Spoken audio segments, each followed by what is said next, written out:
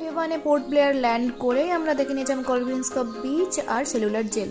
তো ডে টুতে যাই হোক সকালবেলায় উঠে জানলা থেকে মর্নিং ভিউ এনজয় করতে করতে রেডি হয়ে হোটেলের ব্রেকফাস্ট কমপ্লিমেন্টারিটা করে আমরা রওনা দিলাম রস আইল্যান্ডের উদ্দেশ্যে। বোটের টিকিট পারচেস করে ভিউ এনজয় করতে করতে আমরা একে একে চলে যাচ্ছি স্টিমার। স্টিমারে বসে চারিদিকে বেশ সুন্দর ভিউ এনজয় করতে করতে একটু চিল করতে করতে নীল সমুদ্রের মধ্য দিয়ে আমরা পৌঁছে গেলাম রস আইল্যান্ড।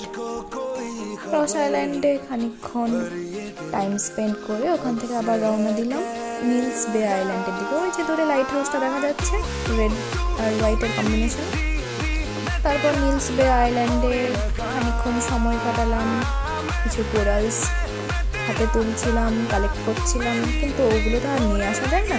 তো যাই হোক ওখানেই রেখে দিয়ে অগত্যা আবার ফিরে এলাম।